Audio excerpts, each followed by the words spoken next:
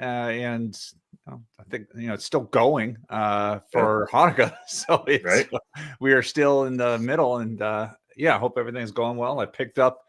Got a copy of Larry's book as well in my presence, so I have that to get into, which is nice. And I recently picked up the 2025 appendix of the process report, so I've been reading through that a little bit this morning as well. Yeah, I got a copy of Larry's book the week before Christmas. I still got to get my kind of update of the process. Probably do that here in the next couple weeks, but I've been actually reading a ton, just not fantasy baseball. I've been reading a ton of history. What are you reading?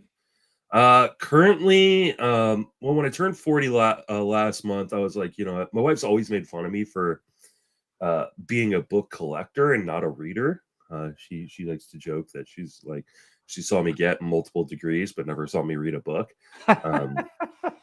So I decided that I was going to change that. So I've been I downloaded Audible, and I kind of traded in podcasts when I'm working out or walking or doing stuff for reading, and been doing a lot of history books. Currently on 1177 BC. I've read I think 5 or 6 books since the middle of November. So it's been a lot of fun. So if you're into history books, send me some recommendations. Yeah, I just I don't know if I'd recommend it, but recently I finished all 57 hours and 10 minutes of The Rise and Fall of the Third Reich by William L. Shirer, and that was a very long audiobook. But I mean, I learned a ton, and I've read and listened and watched a lot of stuff from World War II over the years, and I still learned a bunch within it. It's very good, but it takes some. I had to check it out a second time through through Libby, the library audiobook app, because I ran out of time listening to it, even on double speed. I still had to. That's still 29 hours and 5 minutes of time you've got to make for yourself. But I learned a lot. But that was my last history book that I'm into, that I had just finished. Yeah, I think my favorite book so far, or my 2 favorite books that I've read so far, from the history section. I read Michael Harriot's book. I think it's called Black History AF. Which it's not like a super strong history book per se, but he is just a phenomenal writer. And then I read SPQR, which is a kind of early Roman history. It covers from pre Roman Republic all the way through I think 200 AD by Mary Beard, who's one of the top Roman history historians. So if you're into Roman history, highly recommend SPQR, which is a fantastic book. So and I'll have more recommendations because I'm like I said, I'm reading a ton right now. But we're gonna jump into some fantasy baseball talk. We got a lot to talk about today, some moves, and then a fun topic. We're gonna talk about some sophomore hitters, guys who were rookies last year, who are going to be entering their kind of either first full season or second full season, depending on when they were called up last year. And I kind of want to see, are these guys going to be sophomore slumps, or are they going to kind of continue what they were doing last season? But before we jump into that topic, let's talk about some of the moves. We'll start with kind of the one that I think everybody predicted was going to happen at some point, and it was just a little weird that it took this long. And that Teoscar Hernandez goes back to the Dodgers on a 3-year deal with, of course, some deferred money. What are your thoughts on Teoscar heading back to LA? Yeah, I agree with you. Is that we thought it was going to happen, after his experience with Seattle and how much he enjoyed with the Dodgers. You felt like it was imperative for him to find a place that he was comfortable hitting, and if he could get what he wanted to get paid, great. The people that were taking early drafts and with Andy Pajes, that's problematic now. That's not looking as good. By the look on your face, that was probably you. Might have been taking. It wasn't. I was. I stayed away from it. The Conforto signing was kind of the nail in the coffin for me with Pajes. Like I just knew that Teoscar was coming back with Shohei, as DH. They got to put Teoscar back out in the field, and maybe Paz becomes interesting as a pickup mid-season if Conforto gets hurt or if someone else gets hurt. But as far as an everyday role, I just kind of knew once the Conforto signing happened that Paz wasn't going to be that dude anymore. Yeah, that's kind of the issue with Teoscar back out in the field. That's the downside of this. He's not a good outfielder. No. But this makes a lot of sense. The only thing I thought possibly could happen if Houston would look to bring him home. If people forget that Teoscar started in the Astros organization, and that outfield does not look good on paper. It should, as Joe Sheehan mentioned in his newsletter recently, just put Yordan Alvarez on the David Ortiz career path, and just throw him a DH and leave him there at this point. Keep him out of the outfield. But you look at the rest of that Houston situation, yuck. So that's it. Really, the only other place I thought he might go was there. But once this made sense, he got the money he wanted. Everything else looks good, and the Dodgers, they do. It's like I made a joke on Blue Sky with somebody because they thought I was a Dodger hater. I'm like, no, I'm not a Dodger hater. It's just a deferral in a Dodger contract is almost as automatic as a 1% donation to the Atlanta Braves Foundation and all their contracts. It's like, it's going to happen. A contract's going to come out. There's going to be some amount of deferral. I would joke, and even if it's 5 cents, 1 cent deferral, it should be a mandatory part of any Dodger contract moving forward. Just lean into it. Yeah. Teoscar's currently going at pick 77.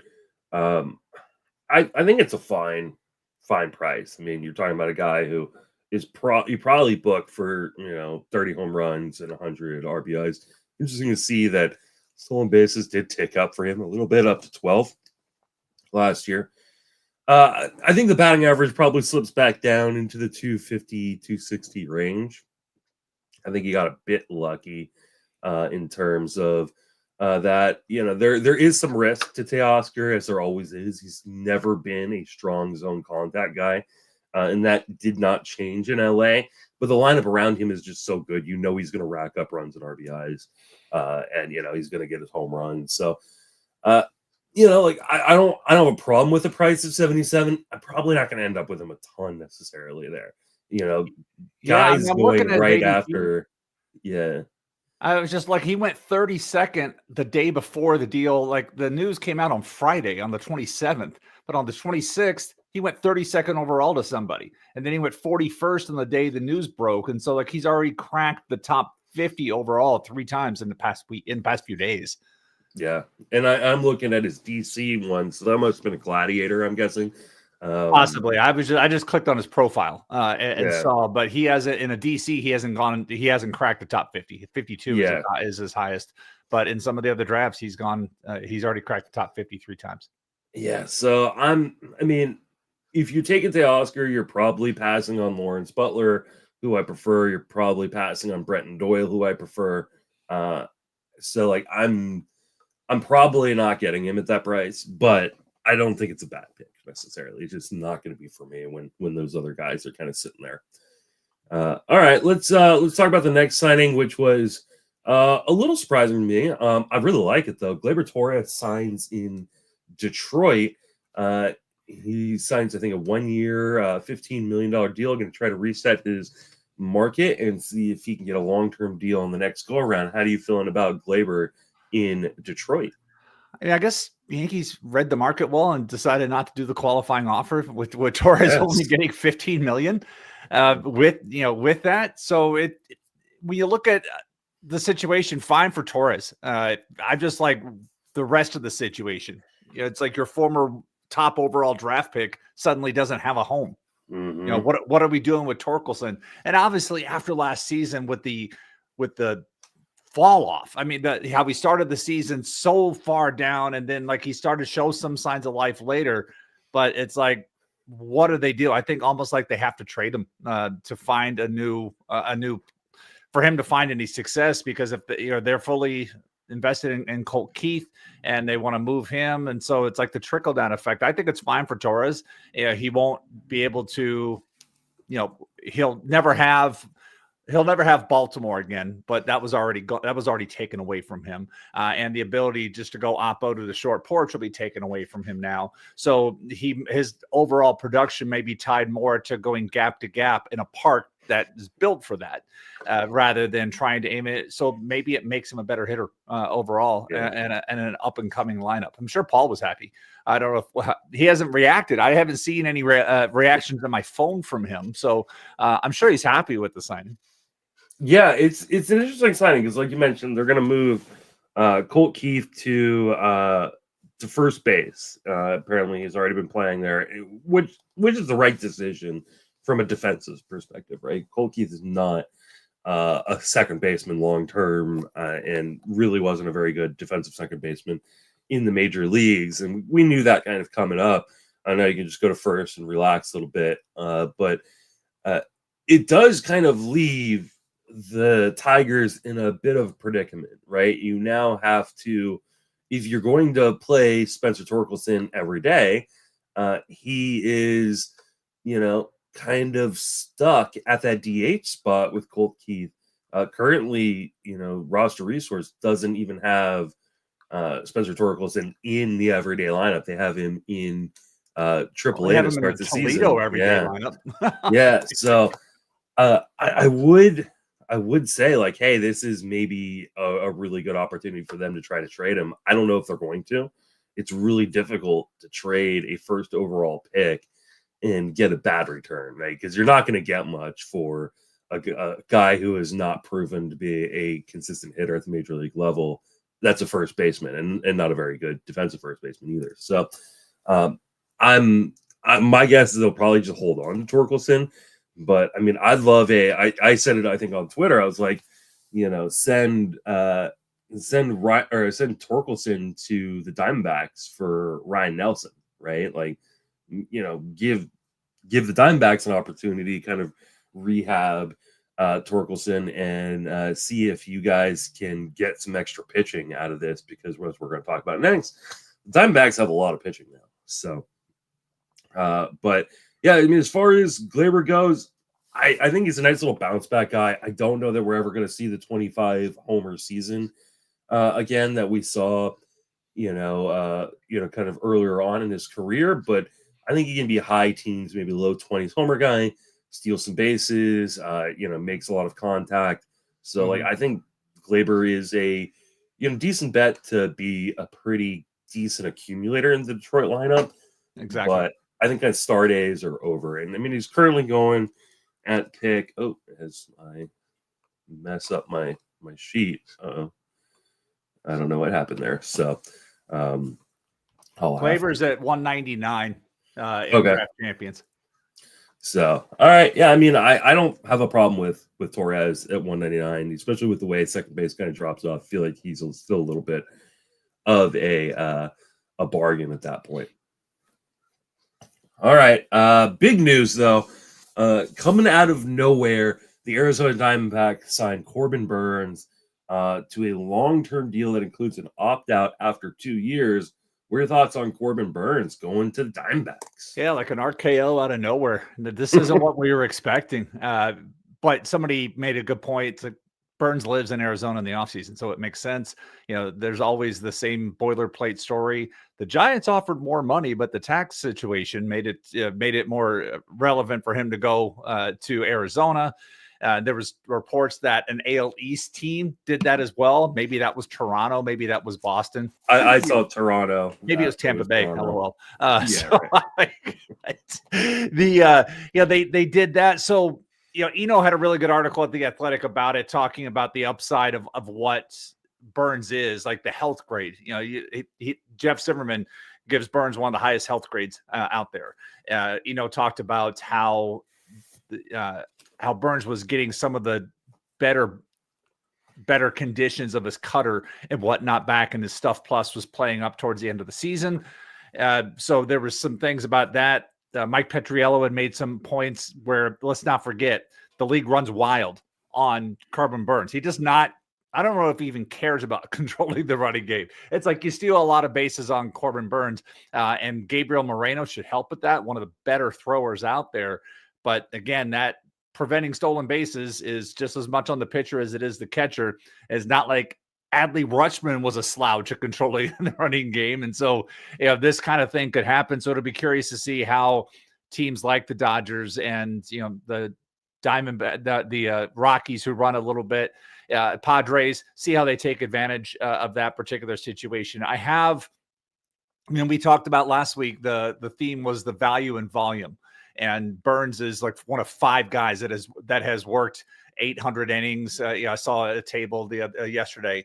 It's like Logan Webb is on that. There's very few guys that have worked the amount of innings that Burns has over the past couple of since 2020. With that, he's got the lowest ERA of that entire group.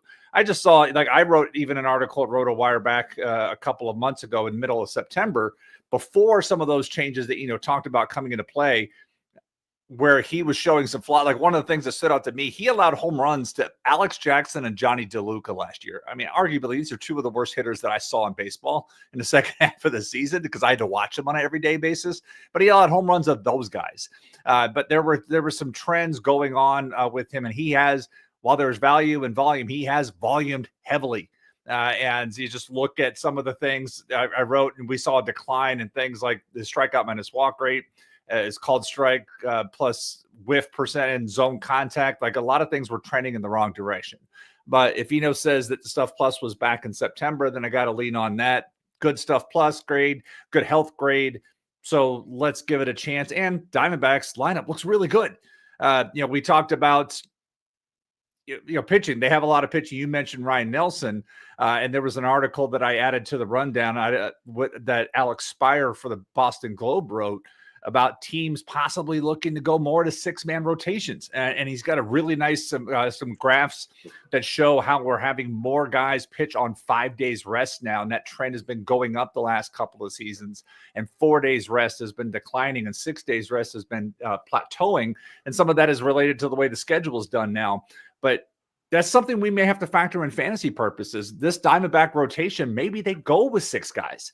And the difference, that's like 5 to 6 starts over the course of a season. If you just do the simple math, 162 divided by 5 is 32 and a half, and 162 divided by 6 is 27. So that's 5 to 6 starts that we may, we've already talked. How often have we said in this podcast that 200 inning pitchers are unicorns, and they're so rare. But if we're going to go to a 6-man rotation, which one of these things do you think is more likely to happen, Justin? Is it going to be more innings pitched in fewer starts, or just fewer starts? I would say it's probably fewer starts. I don't think it's going to be more innings pitched, but I also don't think we're going to go to that many 6-man rotations. I think there are going to be certain organizations that do it. The Dodgers being, first and foremost, trying to kind of protect Ohtani and the other arms, Sasaki, if they do end up with Sasaki. But a 6-man rotation is a great idea until you have injuries, right? And we see a lot of teams start the year with a 6-man rotation, or talk about they're going to run a 6-man rotation once they get into their regular rotation, mid-April, and then never get to it because they lose 2 pitchers. Or lose a pitcher, and they're like, well, now we don't have the 6 men. Like, that though, I think begs kind of an interesting point, which a lot of people have been talking about. Hey, maybe they need to trade, a couple pitchers in Arizona, right? Like they have this stacked rotation right now currently, with Corbin Burns obviously at the top, and then Zach Gallen as number 2, Merrill Kelly, Eduardo Rodriguez, Brandon Pfaadt, Ryan Nelson, and Jordan Montgomery. That's 7 guys for potentially 6 spots. Now, they've already said they would like to move Jordan Montgomery, right? It's just going to be a matter of how they didn't want him back. Let's be clear. Yeah, they did not want Jordan Montgomery back. I think they're going to move him. It just really depends on how much of that remaining contract that they're going to eat in order to get that done. But I don't know that they're going to make any other moves from this rotation, because you talk about that, those, names that I just mentioned. Zach Gallen has had kind of some, minor injury issues, but there's always been kind of a little concern that, hey, there could be bigger ones down the road for him. Merrill Kelly missed the majority of last season with injury. Eduardo Rodriguez missed the majority of last season with injury. I don't know that you can, Ryan Nelson, as much as I like him, and I really enjoyed the watching the improvements that he made. Like, is he like reliable as an everyday, 30 turns in a rotation type of guy? Brandon Fogg's still really young. I love him. And I'm really hoping this doesn't cost him a spot at any point. But yeah, like, you need 6 or 7 starters that you can rely upon for the season, even with a 5-man rotation. So like, I don't think they're going to make major moves outside of potentially moving Jordan Montgomery if they could figure out the money situation. I mean, these situations. How often have we talked about teams having too many pitchers, and then this situation works itself out? And most of the time, I said that exact with same injuries thing. in spring training. Sometimes it's trades, but then sometimes it's injuries in spring training that works themselves out. And then the other piece of this, we have 26-man rosters. So let's say if the team go 14 and 12, it's like if you go 6-man rotation, that means you have 6-man rotation. You have your A bullpen, your B bullpen. You have your 7, 8, 9 if you're in the lead, and you have your B bullpen that soaks it up if you're not doing well. And so that really gets to then what are we going to do? Are we going to carry like a 13th? I forget exactly what the new rules are, but are you even allowed to carry 13 pitchers, or can you carry even more than 13? And that's on me. I forget exactly what that is, but if you carry an extra pitcher, that means your bench is now 3 deep. And it is like your second catcher and a utility infielder, utility outfielder. Then it's like how much. This is where it kind of gets crazy to me. So if they're going to go 6-man rotations, then we may see the non-closers having to work even more with that, because again, you can't always go your A bullpen, your B bullpen. You're going to have to mix and match, and sometimes it's going to be like, all right, if you've worked a couple of days in a row, it's going to have to be somebody else, and you can't just up down guys at free will. So. Well, I guess we'll have to see how it works out for fantasy roster management. But again, if these teams start talking about 6-man rotation and they start employing it, that's 1 fewer start a month over the course of a season to kind of factor in and look at the projections. Whatever, if you aggregate projections, if you do your own, if you sole source your projections, take a look and see where those numbers are. And if you have a lot of guys that are 180 plus, to me, that's concerning. Yeah, I agree. I mean, I will say though that, and I made this point with Paul, like, we had more guys that hit the qualifying number for innings last year than like 30. I think it was 30. It was a slight bump from 2023. Yeah, I think it was more than a slight bump. I believe, if I'm remembering correctly off the top of my head, and I can. I'm going to pull it up while you're talking. Okay, so go ahead. So, but like at the end of the day, like these will, like you said, these will work themselves out. I made the exact same point I was discussing the night that this dropped. I was on Twitter and Blue Sky, and I was discussing with the Siege, and he was like, well, they got to move someone. I was like, do they? I mean, these things will work themselves out, right? Like, every year, the Dodgers are a really, really great example. Every year we kind of entered the last few seasons. We're like, well, they have too much pitching. How are they going to figure this out? Like, they need to trade someone, or the Marlins, for years, right? Like, oh, they have too much pitching. They need to trade someone. They need to trade it for a hitter. And then every year it would work itself out one way or another, right? Like, they're rarely keeping a guy down or in the bullpen that should have been starting because, injuries hit, and all of a sudden, we kind of know what we're rolling with. So I'm not super worried about, a guy like Brandon Pfaadt. Like, if this drops his price because people, or even Ryan Nelson, if this drops his price because people are afraid of their spot in the rotation, like, I'm buying on both those guys. No problem at all. All right, so I got the number, and we are just about back to pre-pandemic levels. So in 2019, there were 61 pitchers that qualified for the ERA title, and that's 162 innings pitched. This past season, we were at 58. Prior to that, it was 44, 45, and then 39 for those couple of seasons. So that's where we were for that. And then if I were to I'm going to pull something else up here real quick, just for curious. There are 3 pitchers who have qualified in all 5 seasons, all 5 full seasons that we've had. 2019, 21, 2, 3, and 4. There are 3 pitchers that have hit the innings, 162 innings or more in each of those 5 seasons. Who are those 3 guys? All right, ask the question again. I'm sorry. 3 pitchers have thrown at least 162 innings in each of the 5 past full seasons. Okay, past 5 full seasons. I'm gonna go Corbin Burns. Nope. Oh, Zach Wheeler. Nope. Oh. A teammate of one of those guys. Aaron Nola. That's sure one. has. All right. Now I'm flailing. It can't be anybody on the Dodgers. Can't be anybody on the Giants. Yeah, I've no idea, and I'm blanking on this. Jose Barrios and Charlie Morton are the other 2. You know what? Charlie Morton, I definitely wouldn't have gotten, but that it does make sense. Barrios, I should have gotten because I was talking about somebody in the Discord was showing off their Gladiator draft from I think last night or the night before, and they were like, I don't love my rotation. I was like, yeah, but you've got Barrios, who's just like an innings hog. Like he's like, it may not always be amazing innings, but definitely a nice little stabilizing guy in the middle of the rotation. So I should have gotten the Barrios one. Yeah, he has thrown no fewer than 172 innings since 2019.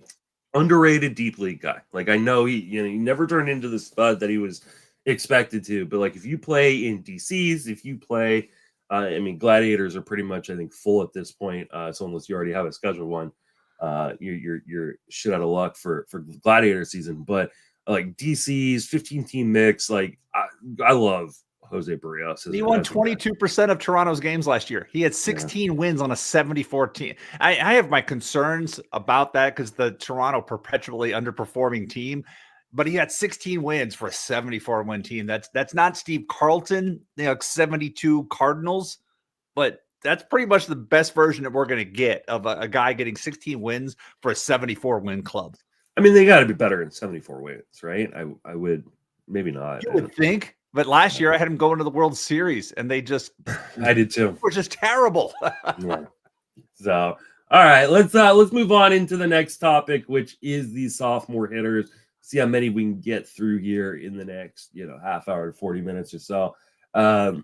Let's start with, and I used ADP for draft champions since my birthday, since 11/16, which middle of the month. And it's a good halfway point for all the drafts, gives a little bit better chunk. I think it was 24, 26 drafts that have completed. We'll start with right at the top, Jackson Churio going to pick 18 in NFBC draft champions since November 16. Churio was a top rated prospect. A lot of people were really, really in on him coming into the season. I kind of stayed away, except for in a few drafts where he fell, just because I was a little worried about kind of a reoccurring hole that popped up in his swing throughout his minor league time. He proved me wrong, made me look silly. He hit 275, 327, 464, 21 home runs, stole 22 bases as well. What are we expecting for his kind of second full season in the major leagues after a rookie season in which I don't know if he got as much love, at least from the real baseball side of the media, as he deserved. Definitely got a lot of love in fantasy, but currently going in the second round of drafts. Where are you at on Jackson Churio? Yeah, he definitely got some postseason love as briefly as Milwaukee was around, because he was able to really get his thing done. And you're not alone. I was very much against where Churio was going, only because I've had this long held belief I want guys to have a chance to fail before I'm in on them. And he had I'm looking at 24 plate appearances above AA ball coming into last year. And Churio was on 0 of my teams. I wish he was on a few, because he obviously had a monster season. But I always struggle with these particular players, especially in the sophomore year, because projections are off. You're trying to factor in, okay, how do we factor in you're going to weigh the most recent performance with everything, and he had a great year. But when we're looking at this, and I want to combine this with Jackson Merrill as well. We're talking about both Jacksons here because they're going 18 and 25, and so it's half a round apart. But then of those two players, I'm looking at a chart that you should be able to link in the show notes that I put together. But it's just like, when you look at the production, Jackson Merrill had very similar numbers, a few more home runs, a few more RBIs, just 6 fewer steals. But then the expected stats very much favor Jackson Merrill. Like his expecting batting average was 30 points higher than Churio's, and his expected slugging was over 100 points higher. And in zone contact rating or about a wash, but Churio is getting more favoritism here from that. So it's like, to me, I don't have any problem with either. I just don't know why one is being drafted half a round ahead of the other, given that they're both the same position. We'll talk about Merrill here in a minute, but because he's the next guy on our list, I don't disagree with you, but that doesn't dissuade me from taking Jackson Churio. I mean, I think what Churio did in his first full season was pretty amazing. My biggest question mark was, will he struggle with a strikeout rate? Will he struggle with in-zone contact? Did not struggle with either. 21% strikeout rate, 86.4% zone contact is right about league average in your first full season. And he had moments in which he was struggling and then adjusted, right? Pitchers would adjust to him. He'd adjust back, which is exactly what you want to see. And we're talking about a guy who's been a premier prospect in the minor leagues for a little while. I'm thoroughly impressed. Also played left field and right field, so defensively he was good enough to kind of handle both corners. Right.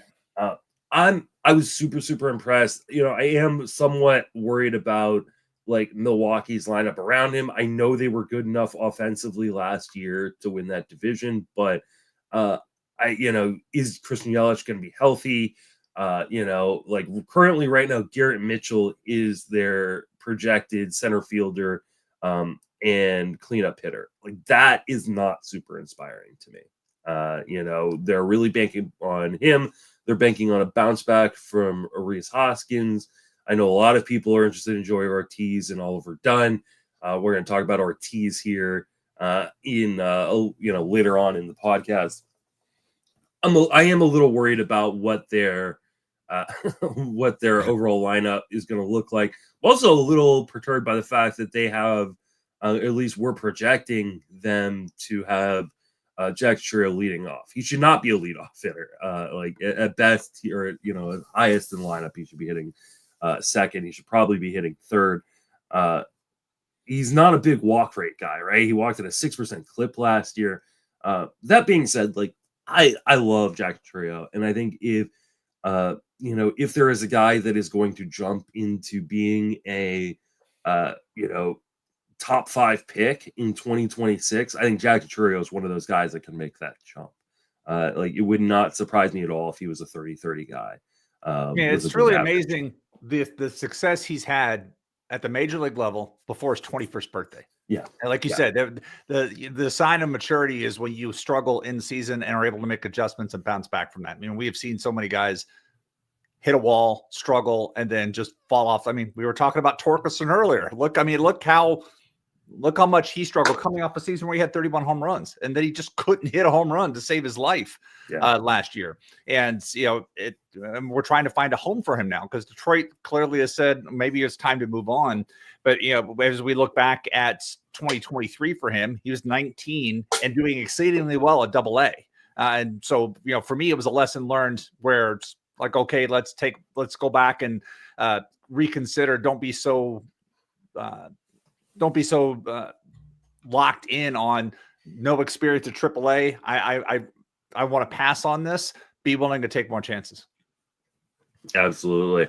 Let's talk about Jackson Merrill, who is going at pick 26 currently, an NFBC draft champion since the middle of November.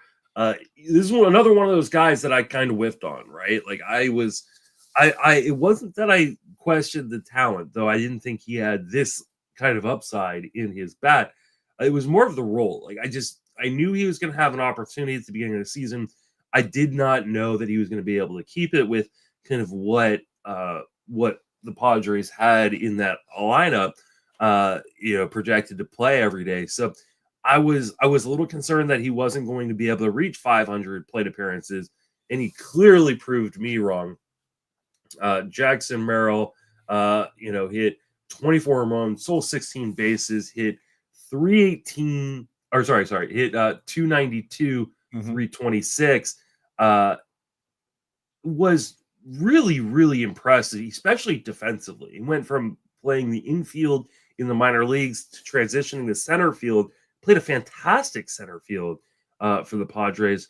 Where are you at on Jackson Merrill? Like I said, of the two, this is the and to your point, Roster Resource has him projected third. You with Churio, you were saying he shouldn't be hitting leadoff. Well, the Padres have realized that with Merrill. It's like, no, we're going to hit him. We're going to put him where we have, and we've got Arise, and we've got Tatis Jr., and we're going to hit Merrill third. I mean, it was just super impressive for him to come up and make the type of contact that he did. I mean, he did it all throughout the minor leagues, but to come up as a rookie and strike out fewer than 20% of the time is just awesome. Right? Just awesome. And that's where I'm like, when I look at everything and I'm looking at expected stats and lineup situation, I feel better about Jackson Merrill for 2025 than I do Jackson Churio for this. And so when I see them half a round apart, it's like, I want to flip that. I feel better about taking Merrill at the end of the second round than I do Churio. Yeah, I mean, I don't have a problem with either at the end of the second round, to be quite honest. I think they're both going to be really, really good. And Merrill especially, like, he just was so impressive in terms of kind of everything we look for in kind of a young hitter. Again, a guy who was able to make adjustments at the major league level, 87.5% zone contact, only struck out 17% of the time. Yeah, you wish he'd walk a little bit more, but maybe not. Like, he's, aggressive enough and does such a good job of making in zone contact that you're probably okay with the fact that he's not walking, at a 7 or 8% clip. He only walked at a 5% clip last year. There's obviously questions in San Diego about like what that lineup may look like at the bottom, but the top six are pretty strong, right?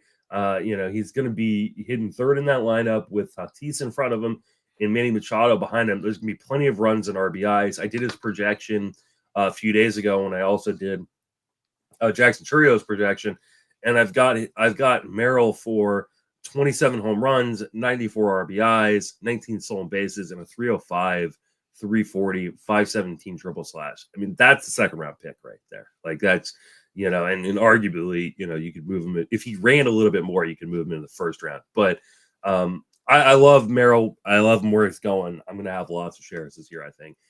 Big fan of Jackson Merrill. Moving right along to the next guy on the list, and that is Wyatt Langford. Langford's a guy that I think Paul and I have talked about a number of times already this offseason. His season was, it was interesting, right? He had a really, really slow start, picked it up towards the end. Yeah. At the end of the day, he had 16 home runs, stole 19 bases, with a 253, 325. And I don't have his 415 slug. 415 slugging. Sorry, I was looking at your sheet as opposed to his I'll page. edit that and you can refresh. I'll add that. So sorry. All right. No worries. I mean, the underlying skills on Wyatt Langford were fine. Like, they were actually really, really good. And one of the reasons early on in the season when he was struggling, he was one of those guys where I was like, hey, I think he's gonna bounce back and he's gonna have a better second half. He did, maybe not to the level that I was hoping for, but I think he's just a really good player that's young and kind of still learning position. Another one of these guys I faded, except for where he dropped in a couple early drafts.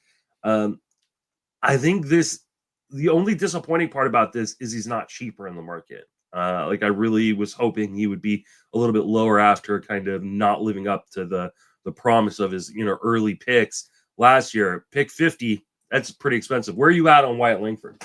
Yeah, if you refresh, you'll see the slugging added to the report. Wyatt Langford is one of the rookies I ended up with last year, but it was not by plan. I don't remember which one of the drafts I was in, but outfielder just went off the board a lot quicker than I expected. And it got down. I believe this was maybe the 8th round. I forget the 8th. I had to take Langford only because when I looked at the rest of the situation, what was sitting there at that point, I was like, I feel more comfortable with the risk of the unknown than the known risk of the guys around him. And so I did end up with it may have been Worf but I remember specifically having this internal monologue going, okay, I don't like what's here, but I really don't like what's here, but I'm more comfortable with what I don't know than what I know about those guys. So I'm going to go ahead and take Langford. But when I look around, as we often do, and we start saying, okay, who's going just before Langford? The 3 guys before O'Neill, Cruz, but that's shortstop really. Michael Harris second, James Wood, and then we've got just after him the aforementioned Teoscar Hernandez, Brenton Doyle, Lawrence Butler. But when I say just after, that's just by outfield. But Lawrence Butler's going 30 picks after. He's going 2 rounds later. I'm more willing, as long as Lawrence Butler is staying at this price, if he's still there at 87, I'm fine. Wyatt Langford has gone as high as 31, and that to me is like, wow. Wow. I like the talent. He was a very good player at University of Florida as well. But I see several other names. To your point, I like the guy. I just don't like where he's going in the market right now. Yeah, that's the hard part because he is going at a point of the market where I'm probably not going to end up with him as much as I would like, right? Like at pick 58, or 59, currently in draft champions, like you're passing up on Diaz and Adley Rushman, 2 premier catchers. You're passing up on Jose Altuve, who's about as safe as you get. You need power. You're passing up on Kyle Schwarber and Marcelo Ozuna. And then you even getting 30 picks lower, Brenton Doyle and Lawrence Butler, who I've mentioned, and Seiya Suzuki, who I love all those guys, right? And is there that much of a difference between, Lawrence Butler and Brenton Doyle and a guy like Wyatt Langford? I don't think there is. And if anything, I think there's more upside in a guy like Brenton Doyle, in a guy, in Colorado, in Lawrence Butler, in, his kind of improved approach. I'm probably going to just skip on Wyatt Langford and go for one of those 2 guys. Now, as we start to move more and more in draft season and football ends and the ADPs really start to move, maybe those guys come up to Wyatt Langford and we're having a little bit of a different discussion. But as of right now, I'm probably always going to pass on Wyatt Langford and then, pull up on either Brenton Doyle or Lawrence Butler a round or 2 later. Mm-hmm. All right. Next guy on the docket is Pete Crow Armstrong, who, this is, I think Pete Crow Armstrong is the definition, maybe the guy we're going to point to for a little while as kind of a post-type sleeper, right? A guy who, had a lot of pub in terms of being a top-tier prospect, didn't quite develop as quickly as people wanted to see. But all of a sudden, came up, played 117 games or 123 games last year, which was good for 410 plate appearances, hit 237, 286, 384, which is not a good triple slash, but still 27 bases in those 410 plate appearances with 10 home runs. People are expecting him to make a huge jump forward. Currently, he is going at pick 130. Where are you at on Pete Crow Armstrong for this season? Out. In lack of a better out. This is the second most of all the guys we're going to talk about today. Honestly, to me, this feels like the second riskiest player on here. Armstrong is his entire, Crow Armstrong, his entire resume, his fantasy success is contingent upon him getting on base and using that speed because nothing else is really good.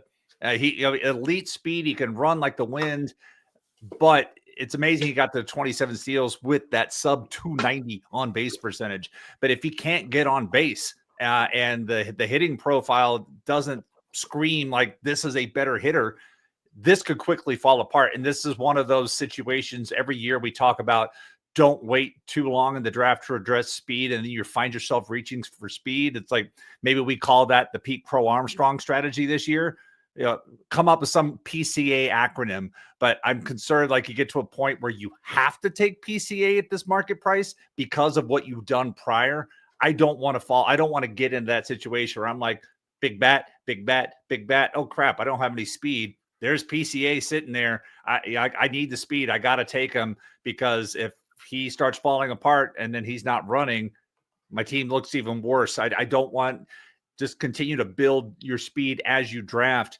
And PCA to me is somebody who we could look back at this and be like, how is this guy going this high? How did Crow Armstrong go this high? Why was he being taken in front of Mike Trout? If you want to get a rebound, why was he being taken in front of Dylan Cruz? Why was he taken in front of Josh Lowe? Why was he taken in front of Parker Meadows? Why was he going before Brandon Nimmo, Tyler O'Neill? It's like these are all guys that are going 30 plus picks after him. They're going 2+ rounds after him. And to me, this feels like people that he's gone as high, and Crow Armstrong's gone as high as 80 in draft champions. So to me, it feels like some people got stuck in certain builds and they had to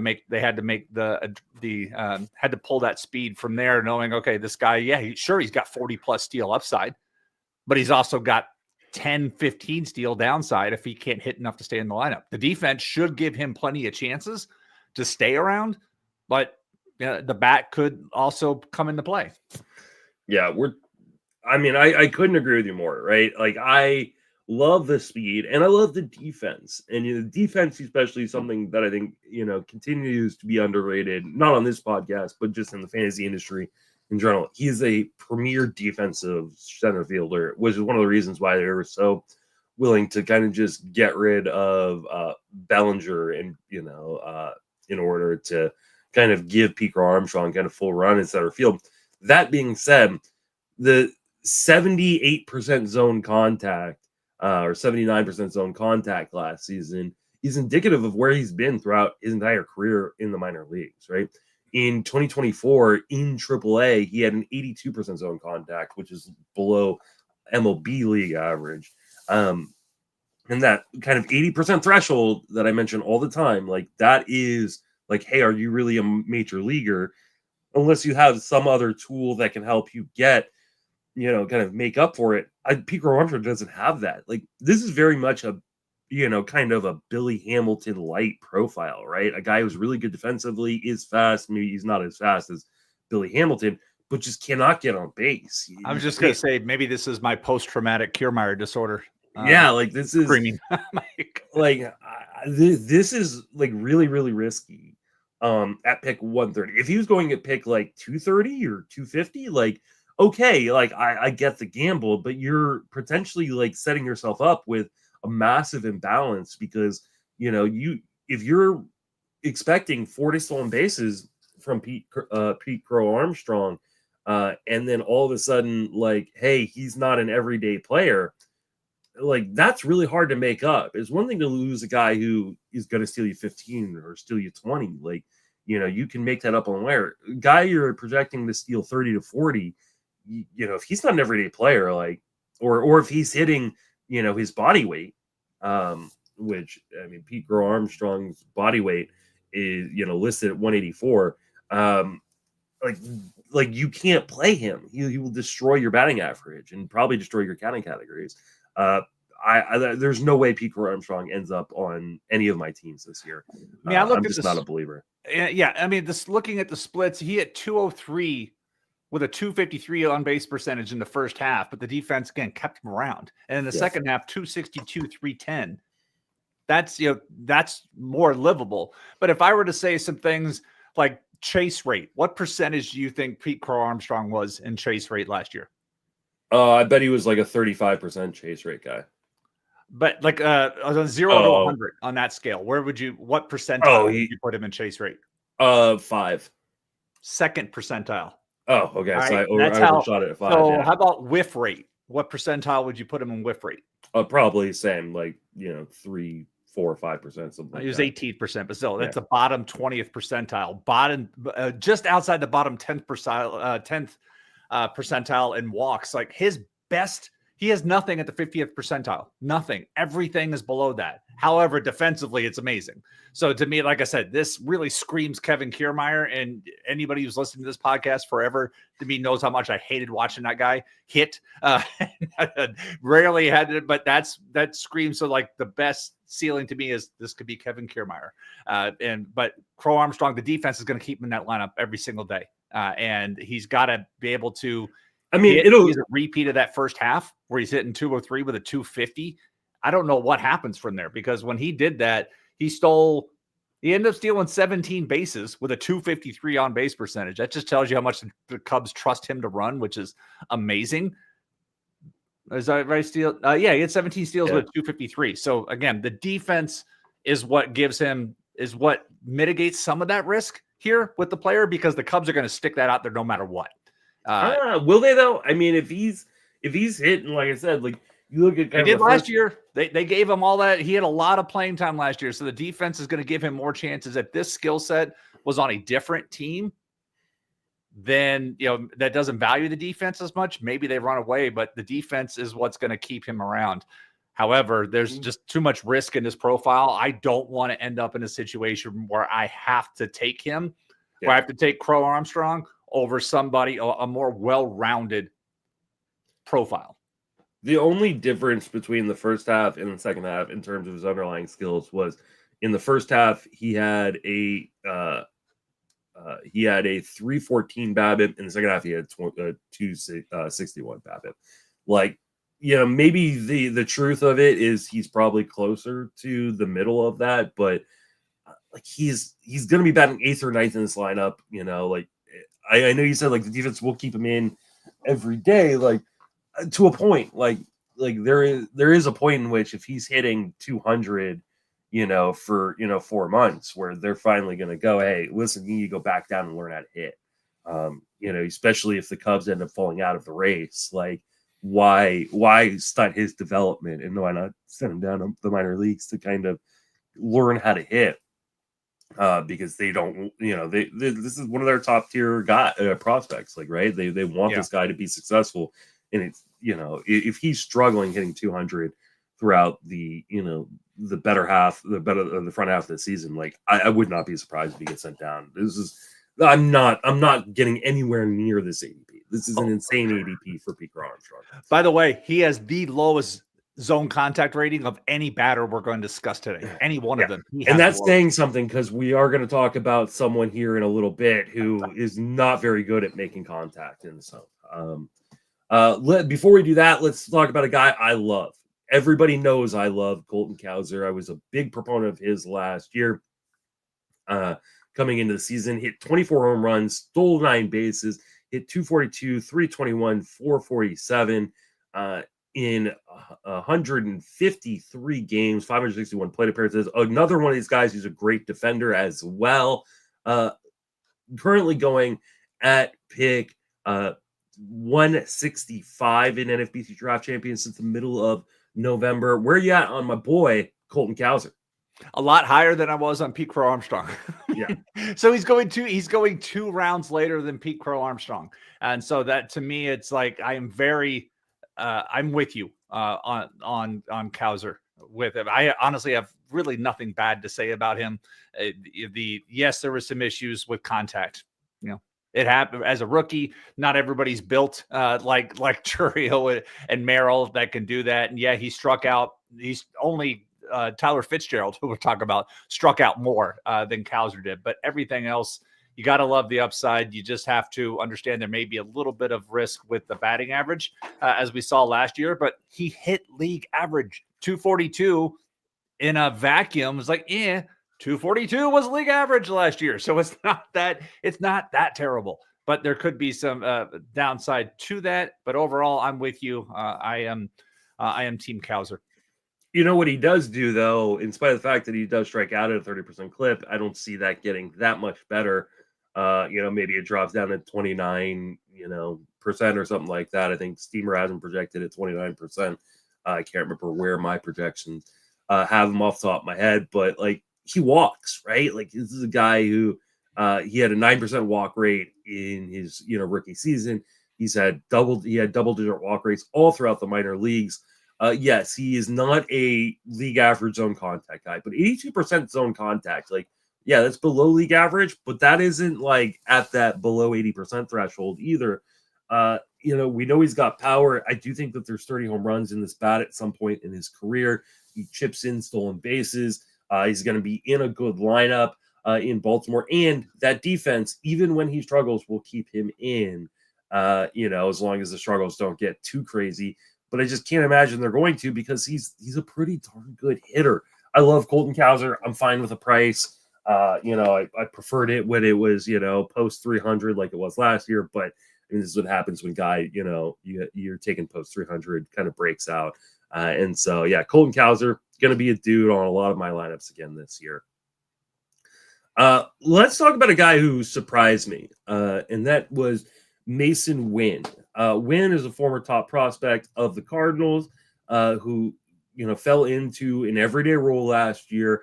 I knew he was going to be decent defensively, or good defensively, but I really kind of got JP Crawford type of vibes, where I was like, it's going to be pretty bland, and he's just going to be an accumulator. And I mean, let's be honest, he was an accumulator, but he was a pretty darn good one. Hit 267, 314, 416 with 15 home runs and 11 stolen bases while playing every day at shortstop for the Cardinals. Where are you at on Mason Wynn? Yeah, it was nice to watch him bounce back from a struggle in 2023, as you mentioned earlier with Churio, as we were talking through how some guys have struggles like that. But if you look through, Wynn on paper would have been the type of prospect I would have liked. A guy that made his climb through the organization, played both levels of A-ball, played a full season of AA, a full season of AAA, and then coming into last year, I did end up with Wynn in a couple of teams last year based off that, okay, he is not as bad as he was last year. There's no way. He's shown some things. It also helps that I've seen him play live in AAA a few times as Memphis came in here into Charlotte. And so I was able to buy in last year on a couple of teams where he was cheap, and it was nice. He was able to accumulate. He is right now an accumulator. There's nothing he does particularly well, except he scores runs he scored runs for the Cardinals, but he's not doing anything particularly well, but he does a lot of things good enough. And there's, again, value in that type of volume with things. And so he's already shown he can handle the defense at a premium position. And so I want to see more of that. Let's see more of that from him. And I'm just trying to see I always like to see who's going around him to figure out what we want to do with that. And so let's take a look and see who's going around him. So before I get like, I'd take all over. Currently going to pick 177 in draft champions since mid-November. The shortstop that is close, the two shortstops that are closest to him are Ceddanne Rafaela, who I just skipped, but we'll go back. Yeah, we got to come back to him. And then Jeremy Pena. And then below him, you've got guys like Brandon Nimmo, Alec Bohm, Andres Jimenez, Bryson Stott, Dansby Swanson. Like, I don't have a problem taking some of those guys over him, but I mean, what Mason Wynn is a perfect deep league guy. Like, yeah, you're gonna be able to project 600 plus plate appearances. Like, I know this lineup isn't going to be amazing, but it's not going to be bad by any stretch of the imagination. And he's just going to accumulate. Makes a lot of zone contact, 90 to 91% zone contact kind of numbers. He's got enough power that plays. He's got speed in that profile. I could even see the speed kind of ticking up a little bit along with that batting average.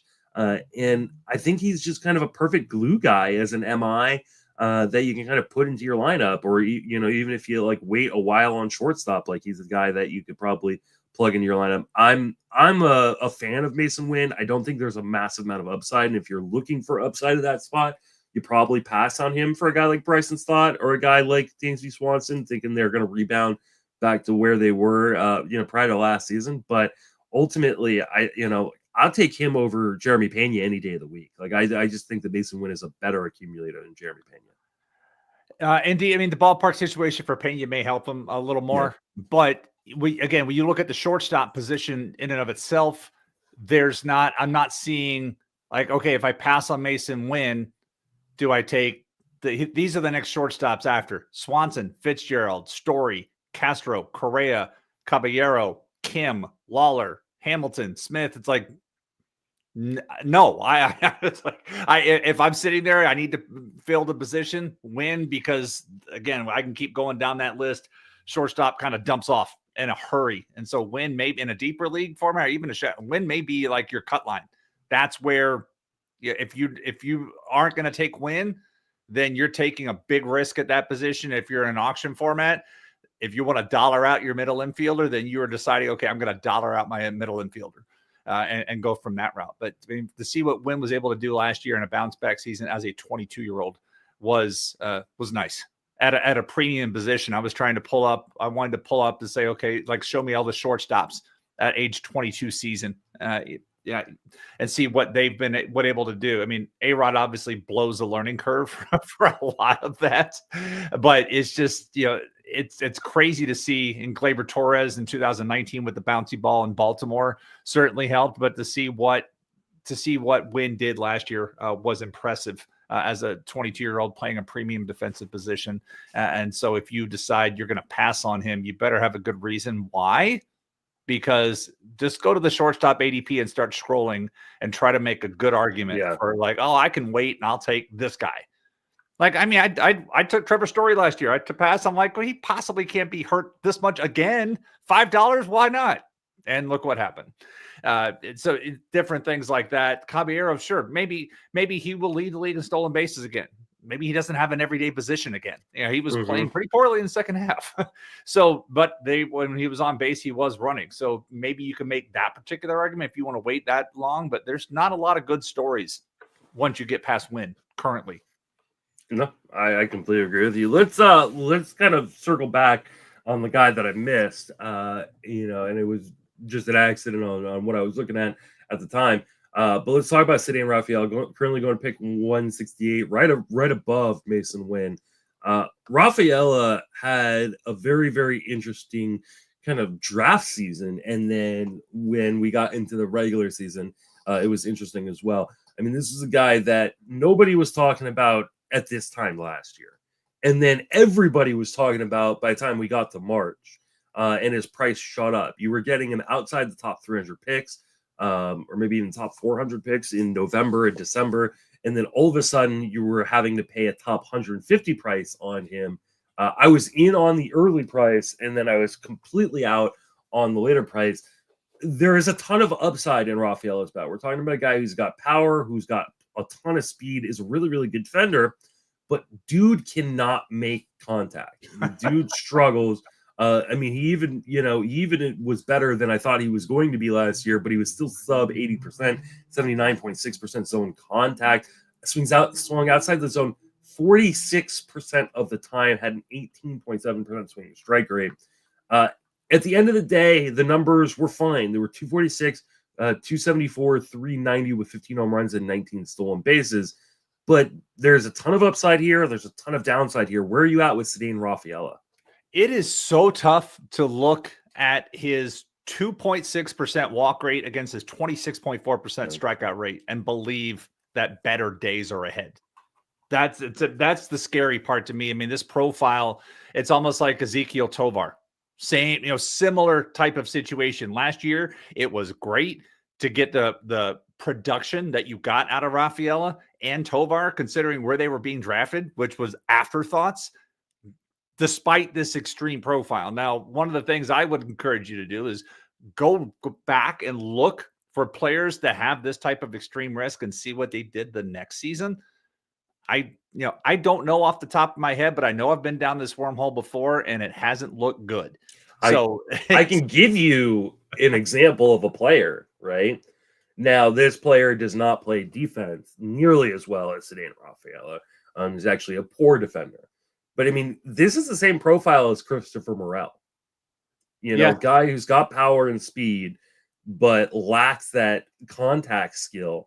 And these are guys I stick away from, especially when you're getting him at this price, right? When he was going outside the top 300, I was fine with it, right? You're taking a gamble. If it doesn't work out, you drop him and you move on. When we're talking about a guy going inside the top 200 picks and probably will be a top 150 guy, as we start moving farther and farther into draft season, considering the fact that Rafaela is dual eligible, which people love, the infield outfield, I love as well. Sure. Like, he's going to move up into that top 150 range. And when that happens, I'm going to be completely out. I just don't trust the hit tool. I don't like the approach. Swing outside the zone 46% of the time is insane. And for context, I'm going to bring up kind of other guys that if my thing is How many walks do you think he had last year? Let's see. He had a 2.6% walk rate. So that is, with 500 something plate appearances. So that's probably good for like 12 walks. Very close, 15. Yeah. So 15 walks against 151 strikeouts. So I'm going to go into StatCast and I'm going to say, show me players with at least 500 plate appearances with 20 or fewer strikeouts or walks rather, and at least 150 strikeouts. So I'm going to go that route and say, let's see how often that's happened over the course of baseball. And as this is searching, it's going to give me a result of 2. Yeah. 2 players have ever done this. Who's the other guy? It was actually very recent. This happened in 2017. That player that year hit 17 home runs. He stole 15 bases and he hit 257. The following year, he hit 240 with 20 home runs.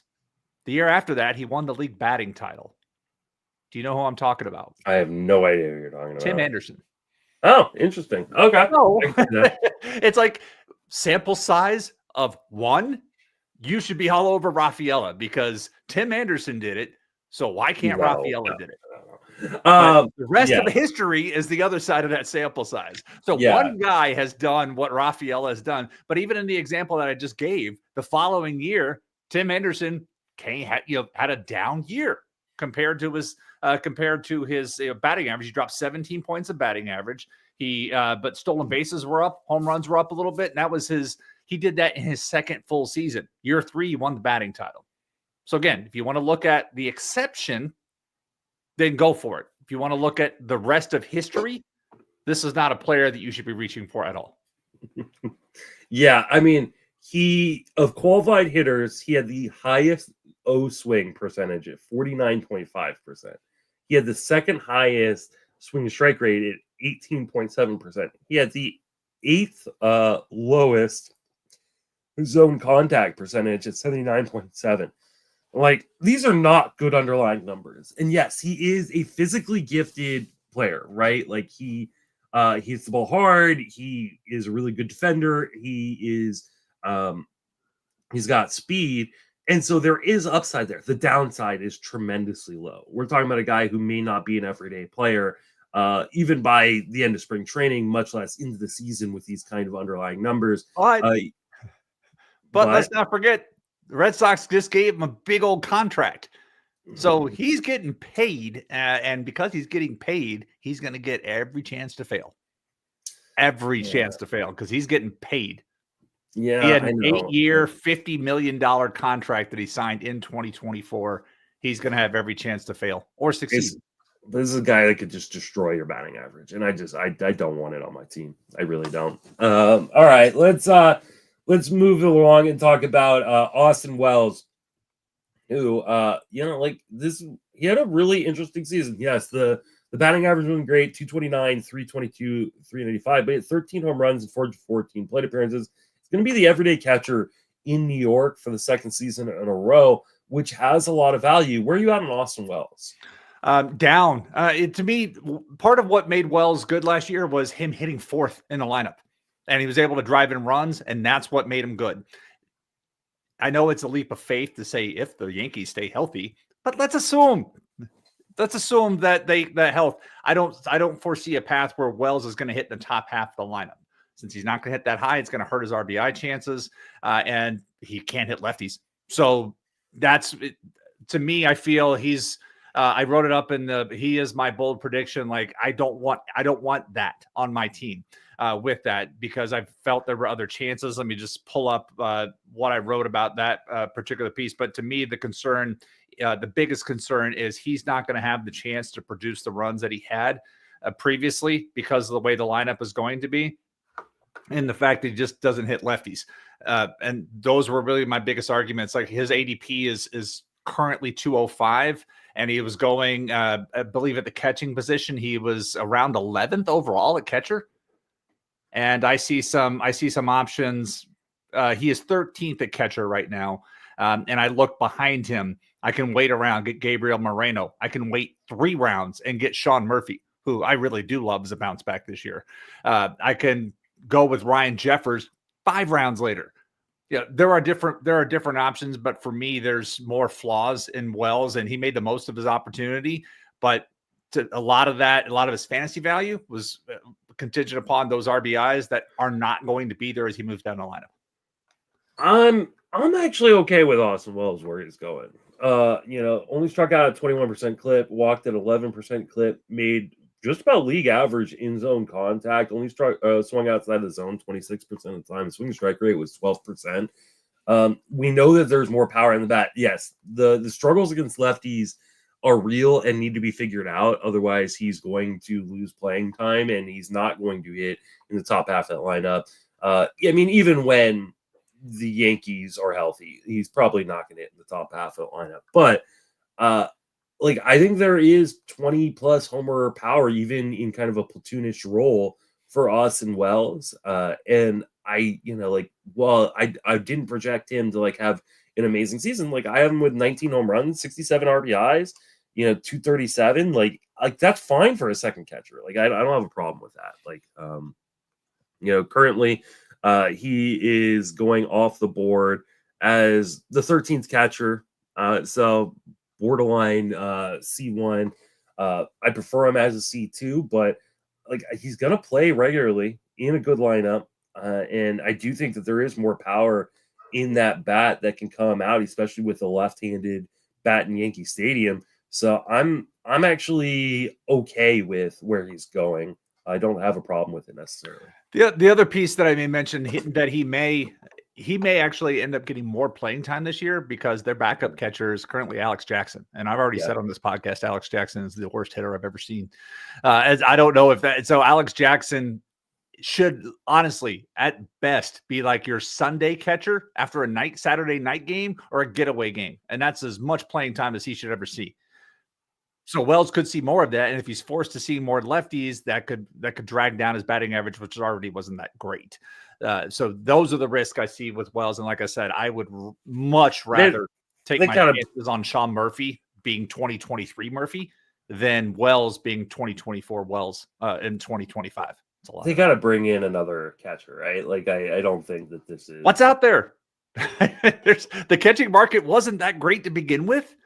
And I don't know what else they could do, but there just really isn't a lot. If they want to go, they traded for Jackson earlier. That's the crazy thing. They made James McCann, bring in a Reese McGuire, a defensive guy.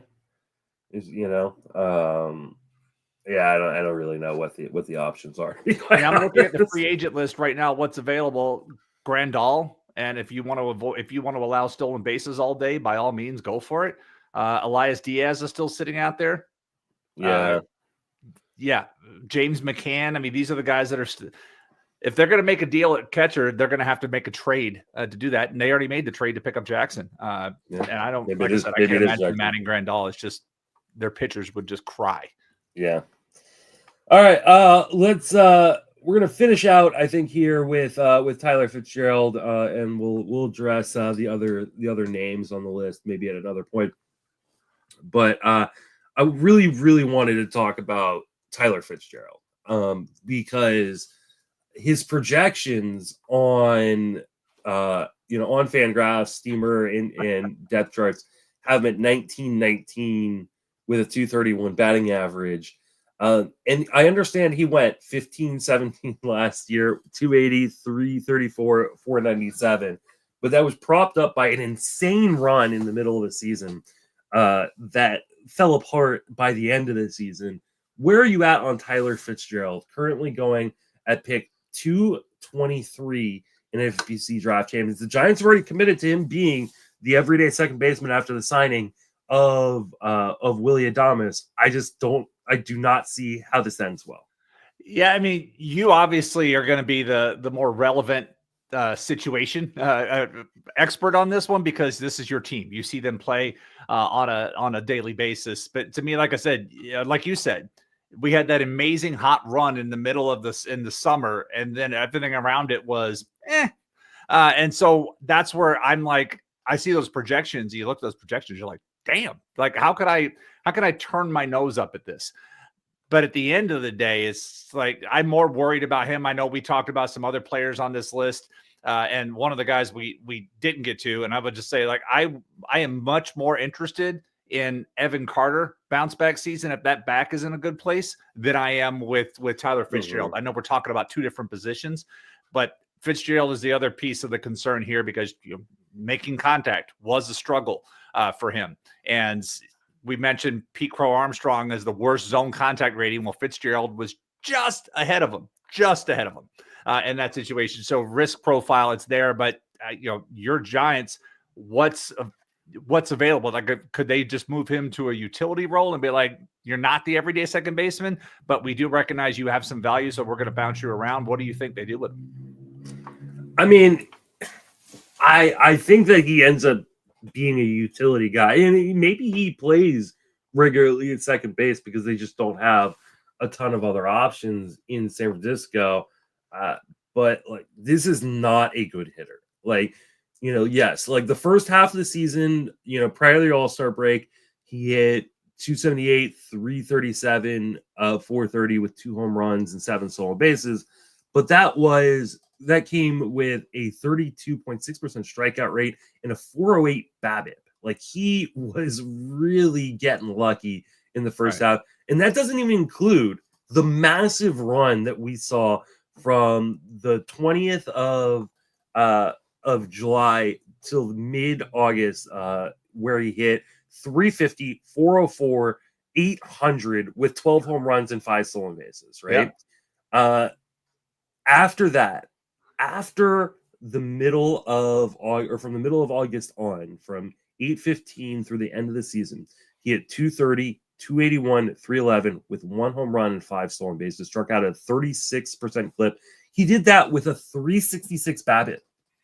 And that's where I think the league was catching up to him, because I remember I wrote his player outlook at RotoWire, and I looked at the numbers, and I said that like he had a 328 average with 9 of his 15 home runs coming off fastballs, but he had a 150 average with a 44% whiff rate on non-fastballs.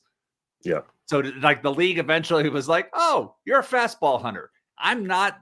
You're not getting those anymore. And I think that's what we saw towards the end of the season with the strikeout rates and everything you just talked about. It's like they made the batter adjust, the league adjust, and then how does the batter readjust? And it doesn't appear that Fitzgerald was able to readjust much successfully because the non-fastballs, the breaking and the changeup, the whiff rate to strike out that frequently and hit that poorly against him. He's going to keep seeing more of that until he can show he can handle those. Yeah, and I don't think he can. Like, I just don't think that Tyler Fitzgerald is a good hitter by any stretch of the imagination. And I'm not in on Fitzgerald at all. Like, I'm trying to see if I can find. I should probably just search. Well, he's 22nd overall at shortstop, 226. We talked about he is going about 50 picks after Mason Wynn. But these are the kind of stories you get into if you pass Wynn. Yeah, Fitzgerald is the guy. So if this was just going by chalk and somebody else took Wynn, somebody else goes Swanson, then you're left with in this bucket, in this tier, Fitzgerald, Story, Castro is like your next little tier of shortstop. And Story's flaws are well known, his upside is well known, but we're seeing more flaws than upside these days. Castro can play 4 positions. Awesome. Does he play any one of them every day anymore? Who knows? Yeah, I mean, I think, with the way the Giants are constructed right now, I could definitely see him just like kind of entering that. Like, he'll start the year as the everyday second baseman. We have him batting 5th, on roster resource and as an everyday player. But I just can't imagine he sticks there. Like he's not great defensively anywhere necessarily. And while the Giants don't have a ton on the bench, like, will Brett Wisely end up replacing him? At second base, I could definitely see it. I just don't know how you're going to give him everyday batting opportunities if he is striking out at a 35% clip, which I think is something that he could do. And so I'm not a buyer on Fitzgerald. Maybe I look stupid at the end of the season, but I think way too many people are remembering that 6-week run or 4-week run where he was just the best hitter in baseball. And like any player that's a major leaguer has talent, right? They're really, really good at baseball in order to make it to the major leagues. And guys can go on these, Tyler Fitzgerald or Scooter Gennett kind of runs where they look unreal and then go back to being who they've always been. And Tyler Fitzgerald, just at the major league level, is not a very good player.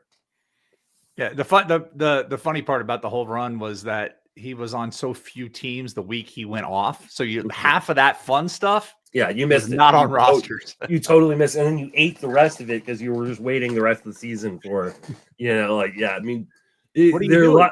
lot of guys who talk about as like league winners. Tyler Fitzgerald was probably a league loser for more people than he was a league winner. So, all right, that is going to wrap us up for this episode. Jason, want to remind everybody where you can reach on social media and plug any work you got going on.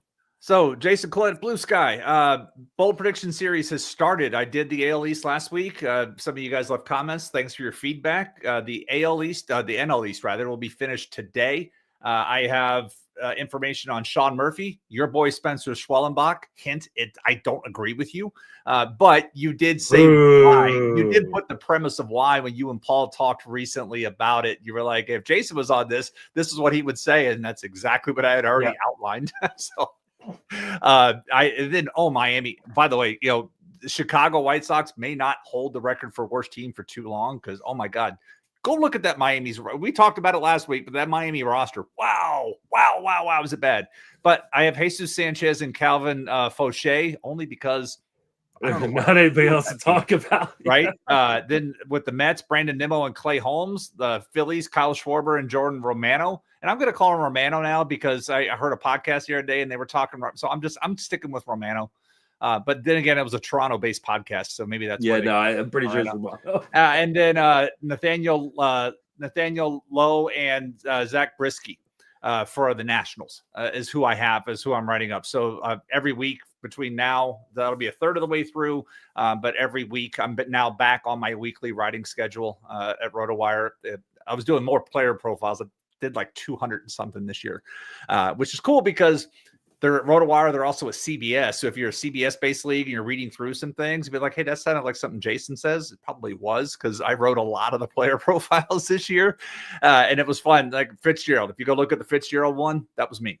And so that's what I've been busy doing. And I got to go back to regular work schedule next week. It's been nice having like 10 days off. Got a lot of stuff done. Went interstate driving with my daughter for the first time yesterday. Oh my God. So and I live to tell about it.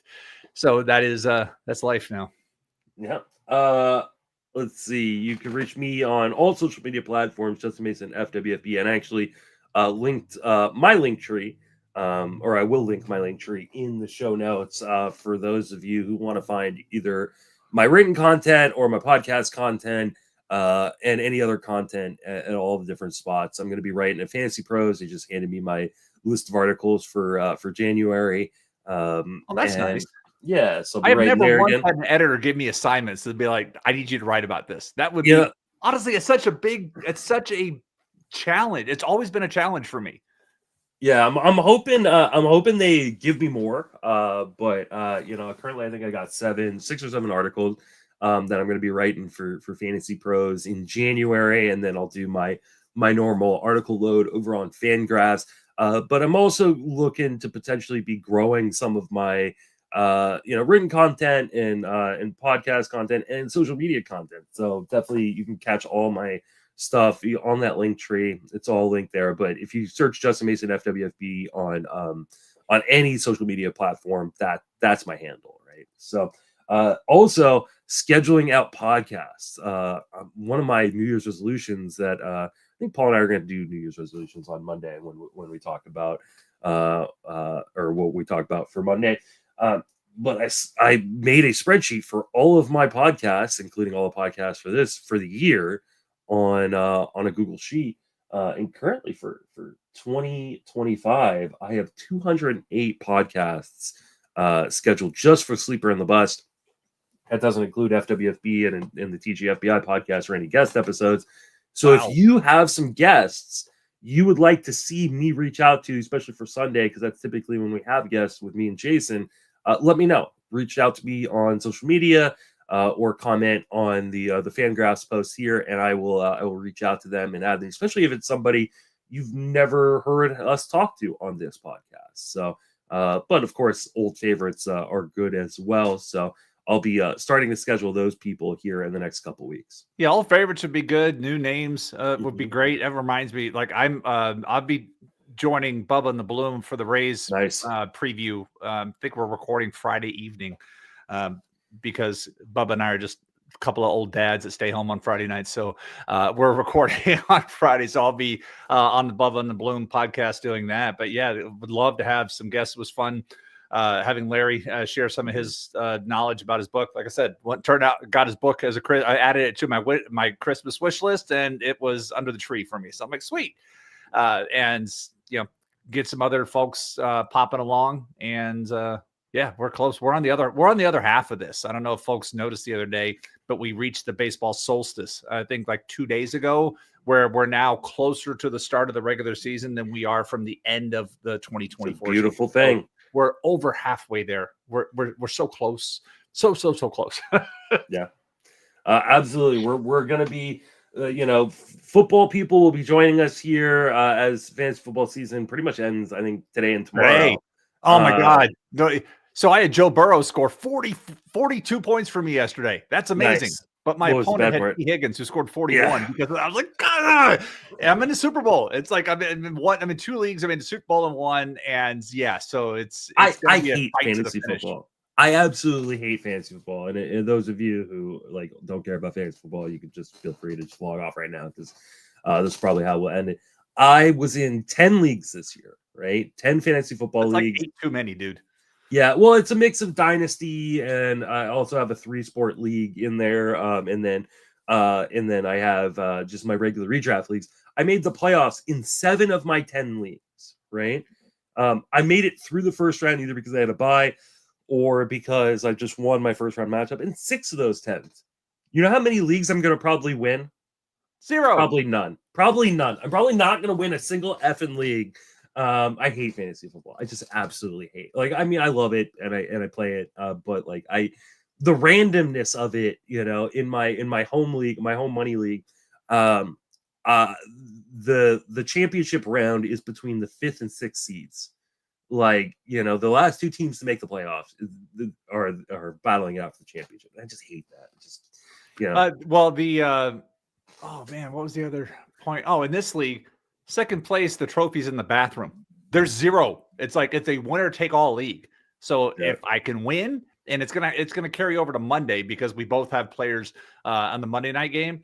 But if I could win, it's $900 for me. If I finish second, it's 0. It's like I might as well not even have made the Super Bowl. That's what I hate about this league. It is a winner take all. It's great. I've won it twice in the 9 years that I've been in it. But when you don't win, I've also lost the Super Bowl twice. So I am really not looking forward to Buffalo billing this one. Sorry, Bills fans. And so I hate baseball. All right. Well, with that, let's wrap it up. For Jason and myself, thank you for listening. Have a fantastic baseball off season. See you guys.